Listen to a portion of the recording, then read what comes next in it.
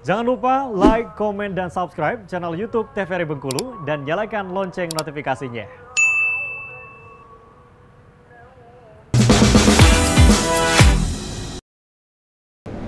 Balik lagi di Opini, obrolan pas di sini. Nah, pemirsa masih bersama dengan Bang Juni di sini. Gimana Bang Juni, udah mulai bosan? Seru sih, aku mau tiap hari kesini kayaknya. Oh, gitu ya, mau tiap hari boleh. Duduk aja tapi ya. Nah, Bang, kalau kita bahas tentang tren nih, kalau semua ya, dari fashion pun juga dari setiap tahunnya pasti berubah-ubah, tapi pasti akan ada pengulangan. Iya. Iya nggak sih?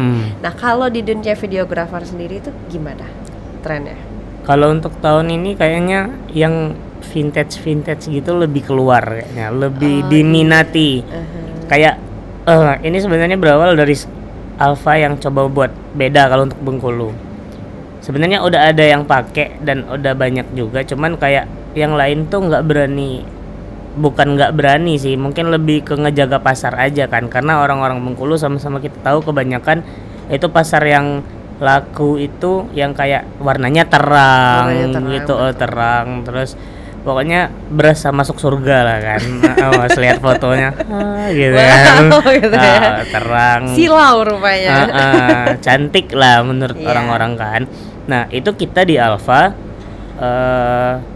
tanpa menjudge yang lain. Betul. Gitu, pengen beda aja, memang karena referensinya dari luar, jadi itu warnanya kita yang kayak moody film look gitu, dark tone, jadi yang kayak coklat kan, kulitnya coklat banget, yang putih aja masih bisa coklat sama kita. Jadi gitu, jadi emang ngarahnya udah ke sana. Nah pas tren vintage dari awal bentuknya emang udah begitu, udah ke situ, karena emang ngelihatnya, dan kami sepakat kayaknya ini yang seru deh untuk dieksplor. Karena kalau jadi kan ada dua tuh, ada yang moody dark sama clean bahasanya. Nah kalau yang clean itu kayaknya ngeksplornya agak susah, karena untuk menyampaikan feeling di dalam foto yang clean itu kita agak kesulitan. Nah kalau untuk foto video dengan warna yang sedikit kita nggak terlalu yang dark banget, cuman kayak sedikit ngarah ke situ tuh, itu lebih gampang untuk ngasih tes atau feeling alfanya ke sana gitu. Jadi orang tahu gitu ya, sekali lihat kayak ini pasti alfa. Iya. Itu maunya ya. Itu maunya salah satunya jadi ciri khas juga. Kedua, feeling di gambarnya itu memang lebih kerasa gitu kan. Sama kayak kita ngelihat foto warna atau hitam putih, pasti yang hitam putih itu lebih dalam lah kita ngelihatnya. Nah, sama kayak foto yang clean dan dark mode gitu. Jadi kayak kelihatan lebih, kita tuh kayak pengen tahu loh pas ngelihat ini apa sih fotonya apa, karena semuanya nggak terlihat jelas. Kita ada yang kita main nama tekniknya tuh strobis, jadi kayak mainin spotlight lampu yang memang ke satu objek. Ini aku nyimak aja ya Bang, karena nggak ngerti strobis itu apa gitu ya. Jadi kayak itu tuh teknik yang memang memanfaatkan lighting, jadi kita ngeset lightingnya, jadi orang tuh bakal penasaran pas lihat fotonya gitu. Jadi ketika ngelihat foto itu nggak cuma sekali lihat gitu ya, pasti akan ada pertanyaan gitu ya. Ini maksudnya apa sih gitu ya? Ini gimana sih sebenarnya gitu ya? Benar. Jadi ketika tren vintage ini keluar, itu nggak susah lagi untuk menyesuaikannya. Nggak susah lagi, kita tinggal exploring editingnya paling, kayak kalau di video ngasih efek-efek gitu kan, kayak efek film roll gitu yang gimana gambarinnya ya, nanti lah cuplikannya ini ada gitu ya pokoknya. Oh begitu. Jadi memang kalau sekarang trennya vintage begitu. Tapi kalau pasarnya di Bengkulu gimana? Di Bengkulu pasarnya iya juga lagi naik. Bahkan ada yang kayak minta di segmen kayak aku mau foto yang lainnya aman, cuman ada memang foto yang kayak, kalau foto ya ada tekniknya namanya shutter drag, yang anak-anak Gen Z lagi tergila-gila sekarang, yang kayak ngeblur terus yang kayak nyawanya keluar gitu kan, ada bayangan-bayangan di sini. Nah itu bagus loh foto kayak gitu. Nah Mbak aja bilang bagus kan. Karena aku Gen Z. Jadi emang semuanya lagi ke arah sana. Pun yang clean pun berusaha bikin. Nah untuk foto-foto yang kayak gitu, kalau menurut aku pribadi itu memang lebih bagus tone-nya rada-rada gelap gitu kan, ketimbang yang terang-terang. Nah, jadi dia kayak fairy tale gitu ya. Nah, jadi ya tren itu tuh terus berusaha kami explore juga sekarang karena yang lain juga udah mulai ngikutin. Nah kalau Alfa tuh gimana caranya nggak sama. Meskipun trennya udah kebentuk gitu kan, pasarnya udah kebentuk di Bengkulu. Nah untuk pasar Alfa sendiri itu kayak orang yang memang bener-bener mau warna kayak gitu yang kayak kami suguhkan itu sebenarnya bisa terbilang nggak banyak di Bengkulu. Tapi sekalinya dapat kami tuh merasa kayak anjir ada ya yang suka gitu. Ternyata ada nih. Karena kayak dia tuh klien-klien tuh datang dengan bang aku suka banget loh sama ini kan karena susah gitu cari yang memang berani kayak gini. Dan kami tuh nggak, kalau orang kan yang kayak slide pertama yang di post itu aman, kedua aman, ketiga aman. Nah kami tumbur-tumbur aja sama yang kayak langsung shutter drag tadi yang blur-blur tadi gitu. Jadi orang memang udah wih aneh nih gitu kan. Terus biasanya mukanya kelihatan gede. Nah kami tuh orangnya bisa cuman setitik gitu. Begitu. Jadi lebih fokusnya dengan suasana sekitar ya.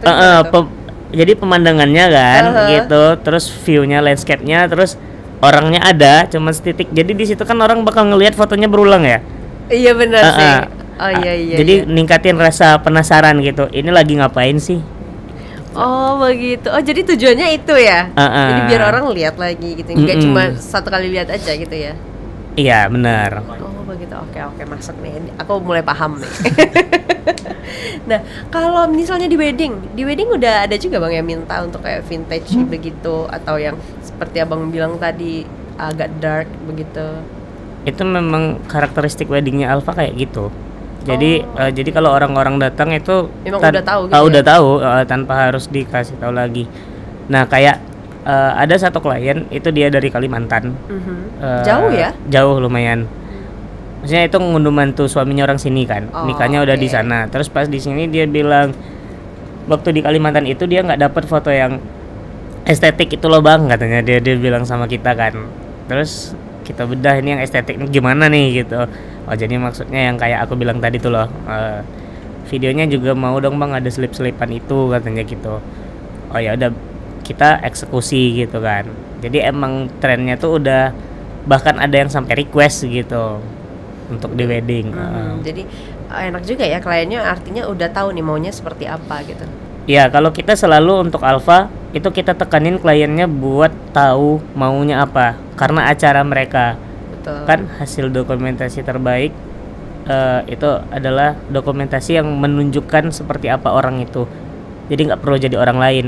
Jadi ada ciri khas orang tersebut gitu. Iya ada, kan acara mereka tuh kayak kalau wedding tuh kan momen berdua seumur hidup yang harapannya satu kali kan.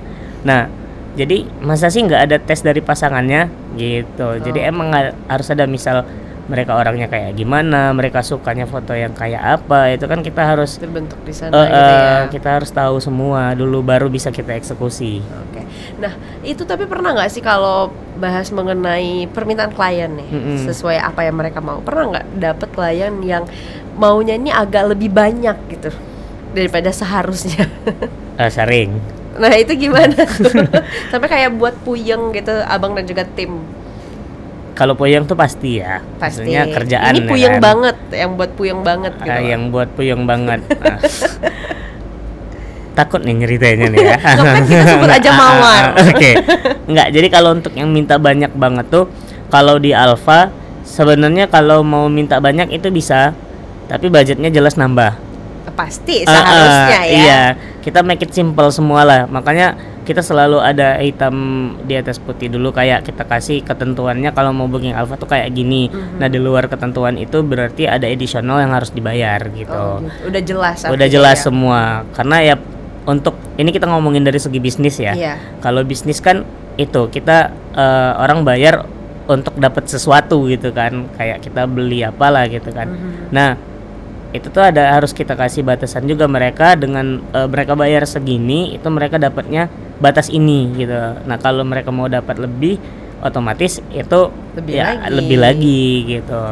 Jadi tergantung si kliennya, tapi kita tetap diskusi kayak gitu. Nah mungkin ada beberapa kayak kalau jam kerja misalkan kita nggak terlalu pakem banget kalau acaranya udah selesai, tinggal foto-foto berdua karena kita juga ngumpulin portofolio di sana gitu kan. Jadi kliennya pun juga suka kan kayak gitu. Jadi itu nggak terlalu kita hitung lah. Itu mungkin hal-hal yang kayak gitu itu masih aman. Cuman kalau kayak minta harusnya cetakan fotonya 3, terus bang bisa nggak minta 5 gitu, itu kan otomatis adisional dong. Pasti dong kalau itu bangkrut nanti kita iya, kan. kalau bisa-bisa aja gitu ya. Oke, nah kalau dari awal buka nih sampai sekarang kan itu pasti udah berbeda ya bang ya. Zaman Udah kan berbeda. cepet banget sekarang nih ya. Mm-mm.